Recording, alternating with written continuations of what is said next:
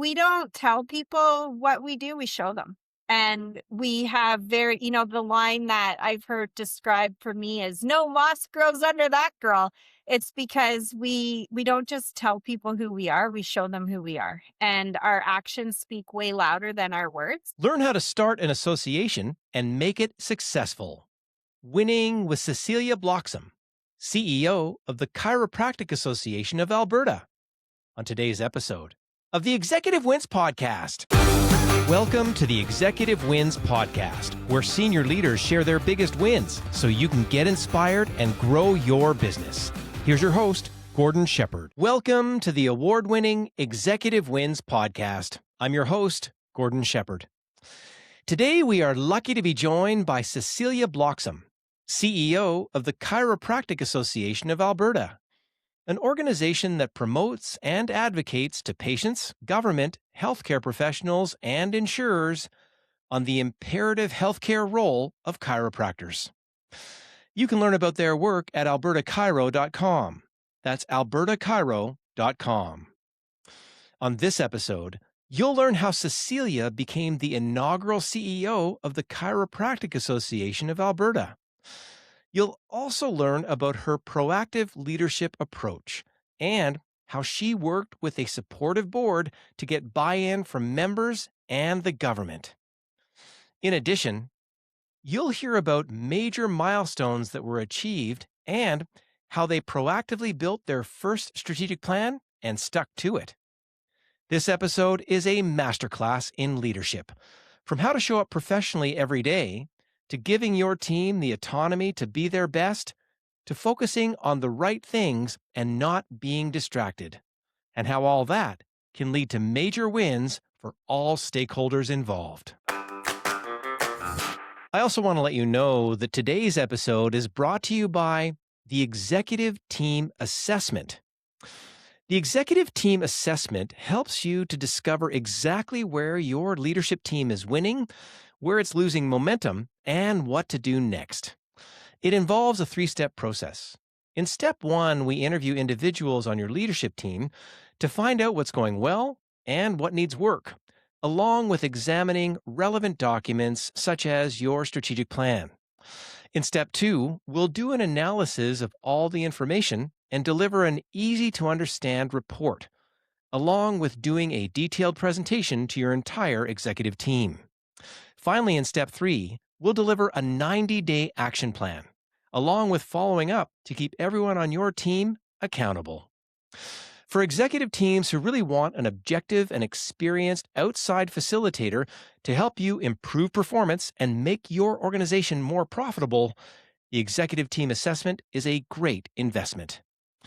Visit executivewins.com/executive team assessment to learn more, or send an email directly to me at gord@executivewins.com.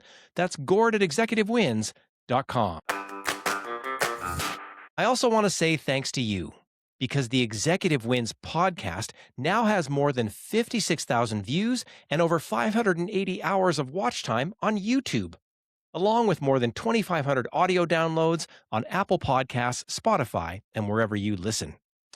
And of course, I am so grateful that the show won the Best New Podcast Award in the Quill Podcasting Awards in its first year of production. I also want to remind you that this interview follows a specific format that I created called The Anatomy of a Win, to help you learn the strategy, work plan, people, operations, and results behind every business win that you hear on this show. Because when you master this framework, your business will become more profitable. And now here's Cecilia Bloxom with her executive win. Cecilia, welcome to the show. Thank you so much for having me, Gordon. It's an absolute privilege. Well, it's a privilege for me because I've had a chance to spend a bit of time with you in a pre-interview setting to learn about the strong leadership work that you've taken, that you and your board have taken, that you and your board and your members have taken to build up an association from the ground level to get it to be so successful in such a short period of time. And I think it's such a compelling story. I'm so glad that you're going to be here to kind of talk a little bit about that and in terms of what it is. But, you know, there's a lot of people that haven't met you just yet. So if you had to describe yourself, what would you say? That's a great question. So I would say, Gordon, that I would be naturally a communicator by heart. It's something that was very apparent in who Cecilia Bloxom is from day one. Luckily, I had a mom who was simultaneously a career coach as well, and she helped me find my footing. And I ended up doing a diploma in public relations, a degree in public relations communications. And I would say that naturally at heart, I am a very passionate communicator.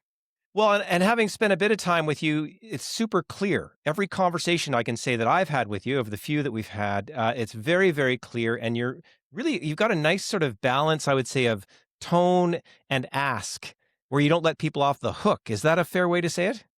I would say so. I think, luckily you're not my husband. I don't let people off the hook easily. Right. And that's a good thing from the leadership perspective that you're going to be introducing here as well. And I need to understand a little bit of the pedigree there. You said you did just take me through a bit of the lineage. So you got that PR degree or whatever it was. Take me through a bit of the history and what you got you to this moment in time. Let's start there. Absolutely. So I did an undergrad in communications as well as a 2-year diploma in public relations and advertising. And through that career trajectory, I ended up getting a work term placement at the Public Affairs Bureau in Edmonton. And if you had asked 21-year-old Cecilia, how do you feel about working in Edmonton for the government? I would have thought, boring. But I ended up loving it. And so I started my career at the Public Affairs Bureau working for the Ministry of Education. And then I moved over to the Ministry of the Department of Energy. And it ended up being the absolute foundational place to start my career. I then ended up going into healthcare, and that's where the magic really happened. I think from the second I started to work in healthcare, which is essentially the connection of people, I knew that I found where my passion truly lies. And from there, my career somewhat took off. I knew I wanted to bookend not only having an undergrad in communication, so I ended up pursuing my master's degree in leadership, a master's of arts in leadership through Royal Roads University. And that was through exceptional mentorship and the encouragement of my CEO at the time. And I truly haven't looked back. I think we're hearing your career coach mom foundation in sort of laying out the right steps. I can hear that in there. Like, I'm going to do this thing, then I'm going to bolt in that piece. And that's that thing of, I'm going to say, lifelong learning that you'll be going on. And if we talk to you in 10 years, there would be those next 3 and 4 major steps that you're making throughout your career to land where you are now. And then somewhere in there, you got started where you are now. Tell me about your current role for a second and just tell me a little bit about how that got started. Thank you, Gordon. So I was on the executive team of the Canadian Patient Safety Institute for 13 years in a senior director of communications role. And I knew I was ready for my inaugural CEO gig. And I was just coming off maternity leave and I started looking and I saw the posting to be the inaugural CEO of the Chiropractic Association of Alberta. I knew nothing about chiropractic profession. I truly had never been a CEO before.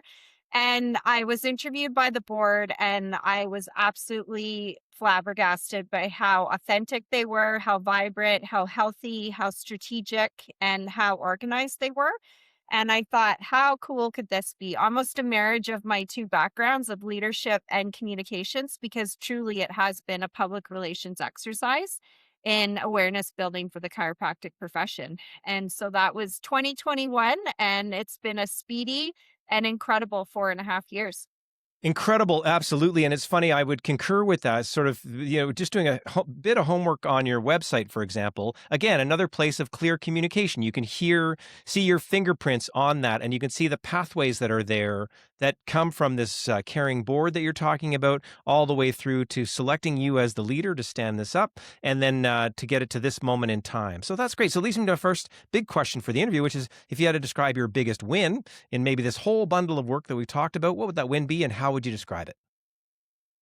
I think the number one win is taking on a role that I knew I could get behind.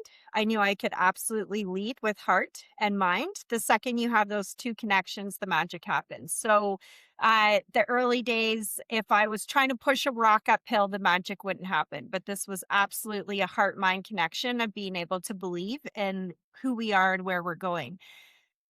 The business end of that is, I think, as Brené Brown says, clear is kind. We developed a strategic plan. And I think that if you don't have those guideposts in place and the strategic oversight of who you are and where you're headed, it's very easy to get lost. And within the first 3 months of taking on this role, we developed a board approved strategic plan and we never backed down from it. So our first 3 years were very successful.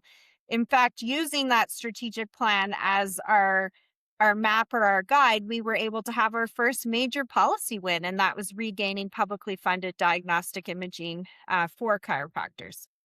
Wonderful. And it's interesting because I think for folks that know more about the chiropractic story, what you've just described is sort of one of those major milestones, if you want to describe it that way, about just sort of that consistent participation of all sort of the medical disciplines coming together in terms of what you're doing. So you said you got there first 3 months, you get this strategic plan, you're standing up this place for the first time, the inaugural CEO. And so the win is really getting these 4.5 years in successfully to get it to this moment in time. And it just takes an enormous amount of all your background, your pedigree, your communications, meets the leadership training, meets that moment in time, and how lucky they are to have you there doing what you're doing now. Well, it's great. So we kind of know what the win is. This is wonderful. And we can jump into what I call the anatomy of a win. So what is the strategy, work plan, people, operations, and results behind the win? And if we look at it, you just mentioned it. So strategically, vision, mission, values, goals, objectives, you're super clear on what that is. What highlights from the strategy, maybe that early strategy, would you say you'd like to point out to make this win occur? I'd say hitting the right mark off the get go. So, our initial strategic plan, the tagline was duty to diagnose, commitment to care. And so, the duty to diagnose was very straightforward in the sense that we wanted to regain publicly funded diagnostic imaging, which we did in over 9 months of dedicated advocacy, which included meeting with the Minister of Health, Minister Jason Copping at the time, a lot of work with the Alberta Medical Association and the exceptional leadership of the Alberta Medical Association, and then using research to drive policy change. The second part of that tagline was commitment to care. We know that the just over 2,000 chiropractors in Alberta have an absolute desire to care for Albertans for musculoskeletal or spine, muscle, nerve, and joint conditions. So, to unpack the anatomy of that win, I think it's using where we're heading and the language of how we're going to get there. And we obviously used the right language because you could see the entire profession rally behind us. But then also in every stakeholder meeting we had, it's in our annual report, but I think last year alone, I had 99 advocacy or stakeholder meetings. And I never back down from communicating who we are, where we're going, and how we're going to get there with that futuristic, they always say be 10 steps ahead of the country. And I truly think our current strategic plan puts us there as well.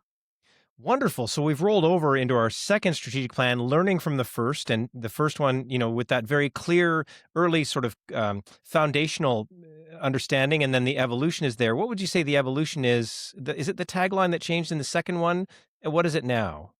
So our new tagline is Trusted Rehabilitation, Alberta Chiropractors. And that's a pretty bold statement as well. And we know that patient centered care, evidence based care is very much part of the current landscape within Alberta. We see how much forward momentum's happening within healthcare transformation. And we wanted to establish not only a strategic direction, but a tagline that can lead us into the future.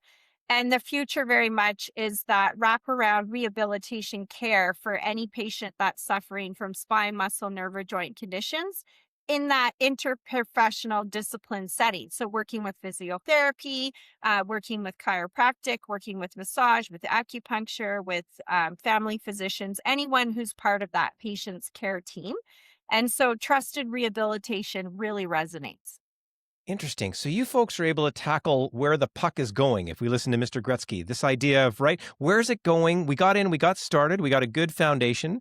I hear things like don't back down. I hear clear communication. Fun to hear phrases that are, considered. And you can hear this communication piece that you're injecting, but then also then gaining the support of this full stakeholder group to kind of move that forward. Well, so strategically, we got a good feel for what you folks have done the heavy lifting on. And I'm sure there's a lot more detail in there. But policy wins, advocacy wins, and again, I'm going to say just momentum around, what you're going to do going in the future. Wonderful. That's strategy. Anytime we have a strategy, we need a work plan. So in this case, you said you stood it up in 2021-ish. What are sort of the timeline? What's that timeline highlights along the way? That first strat plan was delivered, and then 3 years later, you had another strat plan in terms of that development, and then you're evolving in terms of what you're doing now. But any major highlights on the timeline, if we had to look at that along the way, that you would point out?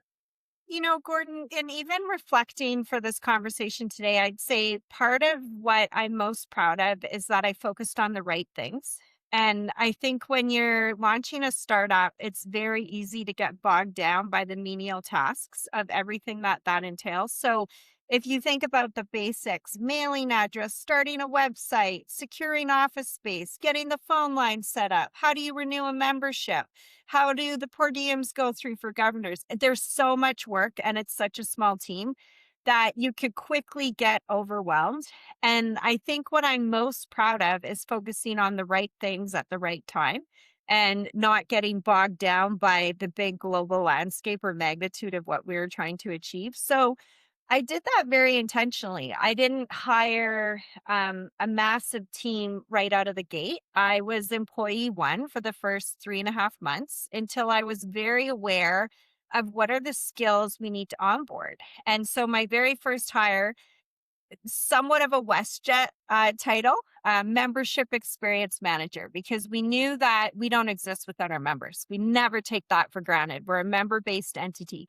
And we have a customer service agreement here that if you reach out to the Chiropractic Association of Alberta, we'll get back to you within 2 hours. And so we want that member experience to be fantastic. So that was a great first hire. And with that, I think putting all of the pieces into play, the biggest one for us was building the right relationships. And our board is incredible at that now. We know that we're only as great as the people we connect to and the people we connect with. And so we've been able to develop an incredible relationship with current government, with other allied health professionals across the province. But I'd say most importantly, we've been able to develop a great relationship with our members. They trust us. And that didn't happen overnight. That was something that we had to build. It was a culture build. And when people show you who they are, you believe them. And I think by repeated behavior, our members have seen that we are absolutely here to support them. We never take for granted their hard earned membership dollars, and we use them accordingly to propel the profession forward. Thanks for articulating that. I need to unpack a whole bunch out of there, but thanks for being a leader who didn't get bogged down and understanding the value in not getting bogged down, especially in that small team setting. Interesting to hear you use the word startup in what could be nonprofit language, but startup makes total sense because that's exactly what it was. And then, making these members your key first piece. So you're laying out a bit of a roadmap for, I think, other association leaders to, glob onto here. And it's funny, I was just dealing with someone in municipal who said it took them some time, a few years to get into their portfolio dealing with farmers in the municipality. And as soon as those farmers start to ask about you and your kids, that's the moment when it clicks over. You would have moments because these chiropractors, they're pretty smart. You know what I mean? I'm going to guess they're pretty demanding as a group if we look at them as sort of a membership as a whole. Are there any little moments in there where you knew you were winning hearts and minds in a sense along this timeline? By the amount of times the phone rings or the emails come in. So in the early days, we repeatedly heard from our members in very much call out language, questioning who we are, what we're doing, where we're going. And now we very rarely hear from our members because we're heading in the right direction. And without question, I've mentioned it a few times. I'll mention it again. Regaining diagnostic imaging was a huge win for the profession. And I think with that, they saw, okay, this association is truly invested in us and propelling the profession forward. So let's lean in and we'll put our commitment towards the association as well. But I think the other big thing with that is we don't tell people what we do, we show them. And we have the line that I've heard described for me is no moss grows under that girl. It's because we don't just tell people who we are, we show them who we are. And our actions speak way louder than our words. And We've been able, yeah, we're a startup, but not to toot our own horn. We also just launched a subsidiary. So we now own the Alberta Centre for Chiropractic Advancement, where we've been able to do a $2 million investment with Raintree. We've exposed that investment opportunity to all 1,200 of our members, and they now have the ability for financial wealth. And there's something you said about chiropractors. The piece with chiropractors is they, on average, come out of school $275,000 in debt. They simultaneously have to provide exceptional patient care, but they're standing up businesses. And so that's a very complex challenge. And anything the association can do to support the magnitude of that, I think has been very beneficial to the profession. So they can focus on what matters most, and that's keeping Albertans healthy. Wow, there's so much subtle like it takes all these years. You're super articulate right now. This is not easy in month 2 and month 12 and month 14, do you know what I mean, to get these things in order. I'm really glad to hear how articulate you are around these things that are happen along the way. And you can see the amount of time that takes to build trust, get those things to happen. And then that thing about where's the puck going? You've just said it. Well, we set up with Raintree. We're on the innovation side of things. We also know our members well enough to know how to support them in their early years and also their later years with this policy advocacy. Well, there's so many things that you are doing so well along the way. So anatomy of the win. So strategy, work plan. You talked a lot about people. People's the third step in here. How would you describe yourself and your attitude? Like, tell me, what was day one? You're employee number one. What's day one? You're sitting there somewhere. You got a laptop, and what was that like? And how would you describe your attitude over the ride since? Professional. And I think, I look back to those early days, Gordon, and it was just on the tail end of the pandemic where working remotely was the norm. So we didn't have office space yet, but I would wake up every single day and make sure that I looked corporate ready and put on my nylons and my high heels and drop my children off at daycare and get ready to work. And I think that by showing up as a professional, you set that as the standard. And the other word I would use is authentic. I think in nurturing those authentic relationships, especially with chiropractic care, because this hasn't been an easy profession to really showcase that on average, chiropractors have 8 years of education, generally a 4 year undergrad in kinesiology, a 4 year doctorate in chiropractic. It's a very misunderstood profession. There's only two places in Canada to get your doctor of chiropractic. One is in Toronto at the Canadian Chiropractic Memorial College, and one is in Trois-Rivières, Quebec. So there's not that integration within mainstream medical professions. So, not getting educated with physiotherapists or with other allied health professions. So it's been an awareness build. And I think by being professional and being authentic, we've been truly able to showcase who chiropractors are and the exceptional care that they are providing in Alberta. And I think my board would say this as well. The biggest blessing is they hired a CEO who's not a chiropractor, so I don't get in my own way.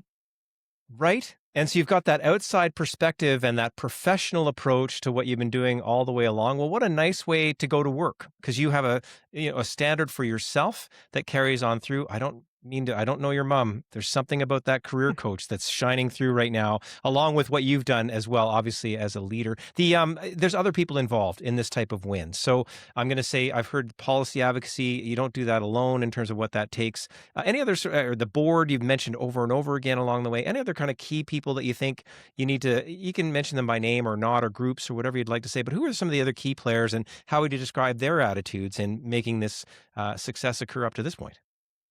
Well, I mean, for sure, I'll be my mom. So one other quick person to mention is my dad, who made me stand on a little box and answer the phone at 3 years old. Cecilia Bloxom speaking, Bloxom residence. And so I think I was taught at a very young age how to communicate. So yeah, my dad, Perry Bloxom, was a huge leg up on that as well. But without question, it's our team.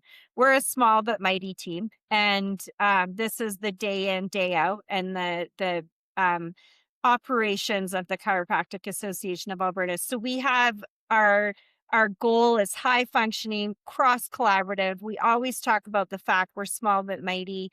The magnitude of work that we pull off for a mighty team of 5 people, I think, is pretty unprecedented.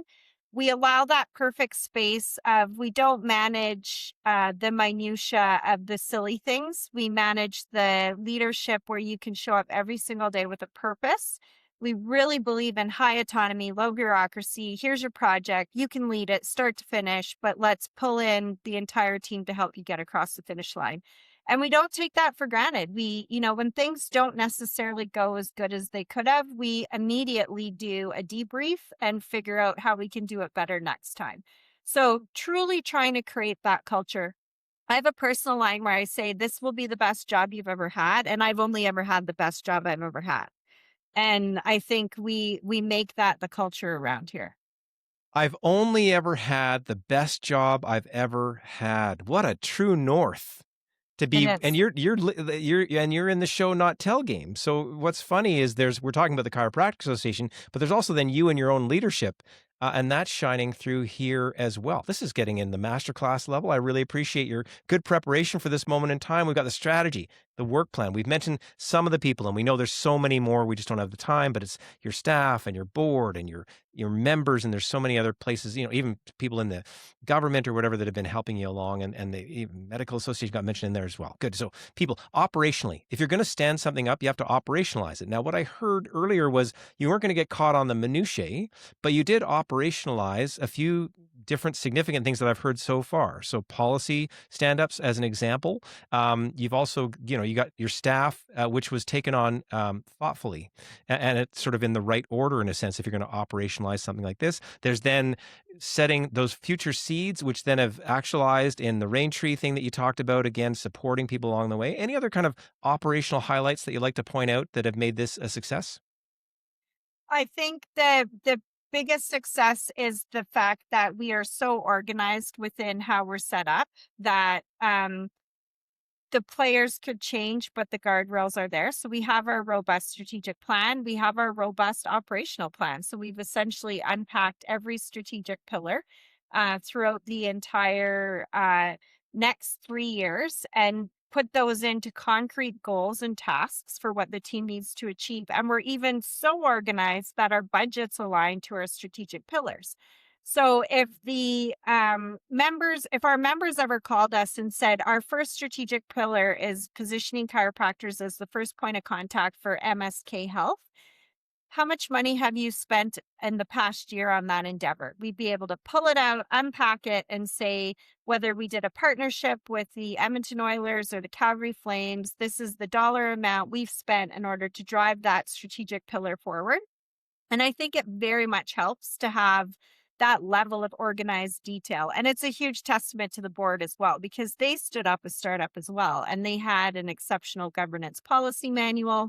We take a lot of pride in the strategic governance that we've been able to develop. We're to the point now where we have a consent agenda, which is very sophisticated level of governance. So it's a testament for sure to the board as well. And I think whether you're on the operational team or at the board level, or you experience a stakeholder meeting with us, you're going to feel that level of professionalism, authenticity, organization, and knowing we know who we are and where we're going. How nice to hear the numbers tied to the strat plans. Often the strat plans get cooked up and sit on the shelf and don't have that connection to ops and reality. So again, another great best practice example. For the folks that don't know what a consent agenda is, can you explain it a little bit and why it's a good thing? So, when you have only 6 board meetings a year, what you do is you unpack the agenda. A portion of it is in this consent agenda, and a portion of it is in the strategy agenda. And essentially, everything that's within the consent agenda, you can pass with one resolution. And although if there's anything within the consent agenda, you as a director needs to be moved over to the strategic side, you can pull it out of the consent agenda and then it's opened up for more dialogue. It puts the onus as well on governors, assuming that they've read the board package and they feel very comfortable passing everything under the consent agenda with one simple resolution. And it asks, instead of trying to catch up with it when they meet, they've done their homework before they get there to be able to, sign off on that consent, or, vote in that consent agenda and get it done. And again, you've got the flexibility to pull it out. A great governance procedure that not enough people are practicing. And I'm glad to hear that you've got that in place as we're going forward. Good. We've heard about strategy, work plan, people, operations. Finally, there's results, quantitative and qualitative results in getting a win. And we've heard quite a few of them, in a sense, a couple thousand members. We've had some policy wins, like on the quantitative side. Any of the quantitative pieces that you like to point out that really illuminate what we're talking about here?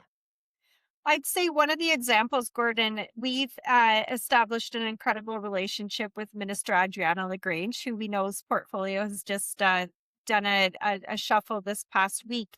However, Minister LaGrange was exceptional for believing in us, and we received $250,000 from Alberta Health, but now Alberta Primary Care Preventative Health, to roll out our low back on track pilot. So we have a pilot program running in Calgary Foothills PCN and Red Deer PCN, which is the opportunity for Albertans to receive chiropractic care, funded chiropractic care for low back pain.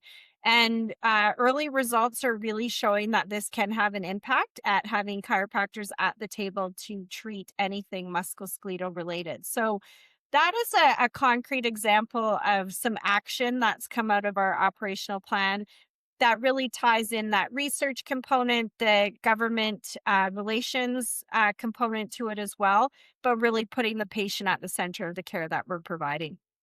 So again, another concrete example, and I'm sure if we had enough time, we would go through KPIs and deliverables and hitting budget targets, and we would hit number of policy impacts or number, like you said, 99 meetings or those types of things. And it's all in there in sort of, again, a very stats-based orientation. Funny, Bianca Jade Parsons was on. She leads the Alberta Food Processors, and they just doubled their staff based on performance.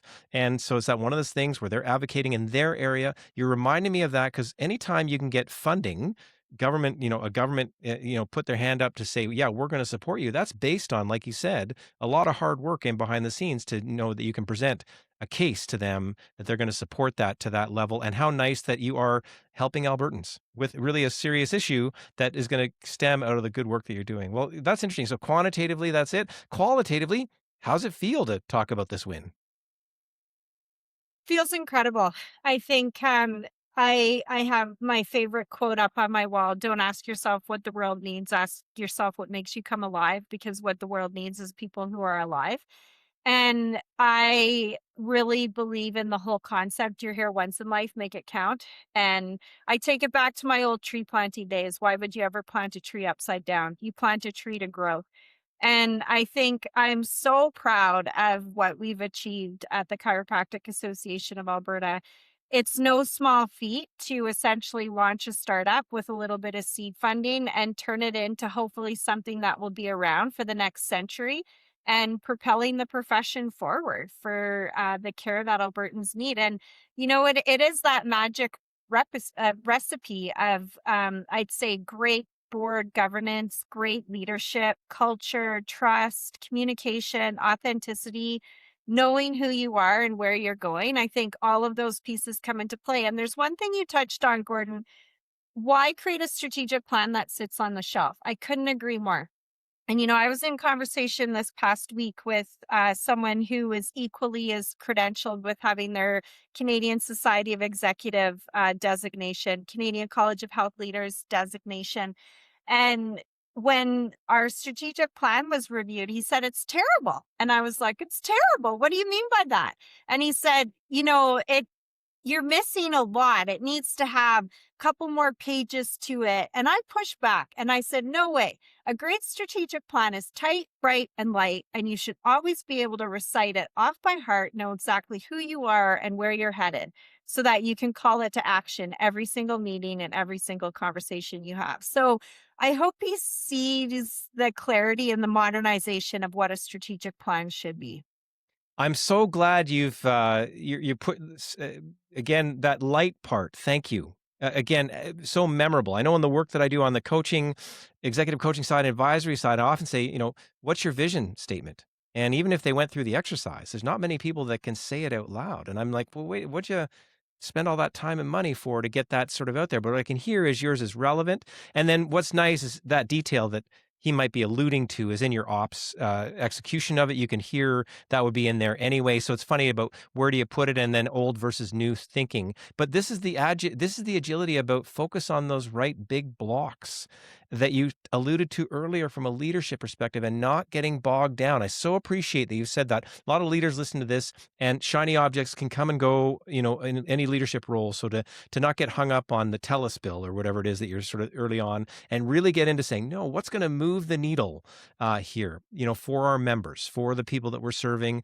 How nice to be really, again, on a true north perspective, again, from your own perspective, but also with these people that have been involved. Great. Anytime I get a wonderful leader on the show, I always like to say, if you had a few sentences going out here at the end of the podcast and you had to pass it along to another leader, what sort of things do you like to pass along to leaders that could maybe receive some suggestions from you?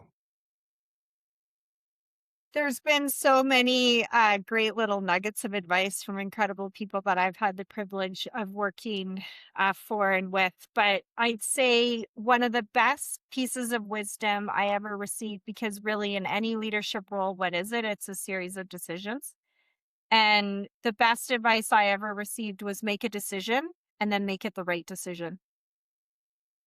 Make a decision and then make it the right decision. Boy, that just sort of overcomes the perfectionism that I suffered from decades ago. Do you know what I mean? You get moving forward and you make it happen. And you've been making it happen so well, obviously, for these 4.5 years that you've been in your role to get to this big win at this moment in time.